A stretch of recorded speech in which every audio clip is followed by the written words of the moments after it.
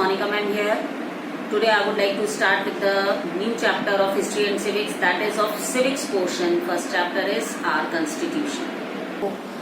As you know, students, that you all are having a books now with you. So first thing that you have to do is the thorough reading of the chapter. You have to read each and every word of the chapter, because during at the time of examination you will get everything from the chapter only, not from the notes or summary of the chapter. So I have prepared a short summary of your chapter, our Constitution. So I would like to start with the definition of Constitution. Means, what is Constitution? The basic principles and laws of a nation, state or a social group that determines the power and the duties of the government and guarantees certain rights to the people in it is called a constitution. Or in simple manner you can call it a constitution that provide us the rights and duties towards our country, and it maintains law and order of the country. This is the simple meaning of constitution, but you have to learn the definition of the constitution.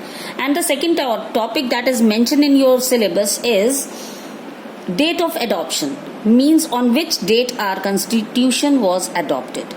Constitution of India, which was adopted by the Constituent Assembly on 26th November 1949 and came into force on, as you all know, on 26th January 1950. It came into force, or it came into effect on 26th January 1950. Now you will see the next topic of your syllabus of the same chapter is the date of enforcement. Means, on which date our constitution was enforced or it was applied. To commemorate this historical day, it was decided to enforce the constitution on 26th January 1950. That is why, even though the constitution had passed on November 26, 1949, it came into force from January 26, 1950 and replaced the 1935 Government of India Act. Now come to the objective resolution. It is not mentioned in the syllabus, but still it is the important portion of a chapter. So you all have to give stress on this. So what was objective resolution? It was passed by Pandit Jawaharlal Nehru in 1946. It laid down the basic principles and the ideas on which the Indian Constitution has to be made by the Assembly. It was the objective resolution that gave institutional expression to the fundamental commitments, that is equally sovereignty and liberty. With the last topic of the syllabus of this chapter is the significance of Indian Constitution.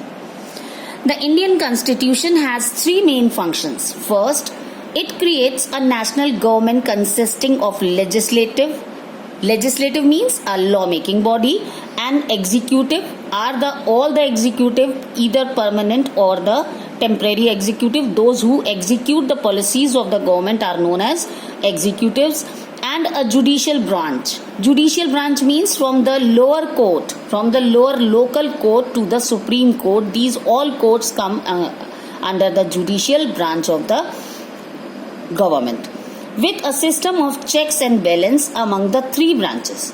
Second, it divides power between the federal government and the states. What do you mean by the federal government? Means the central government that runs all state governments and the local bodies is known as the federal government and the states. This was your chapter, our Constitution. Important topics I have prepared already. The summary of the chapter. This summary you all have to write in your fair notebooks, and then I will give you the assignment based on this chapter, our Constitution. So first, what you have to do, you have to write at the top Civics Chapter 1, our Constitution, and then you will write the summary that I have given in this video. You have to write in your fair notebook. Thank you for today's session.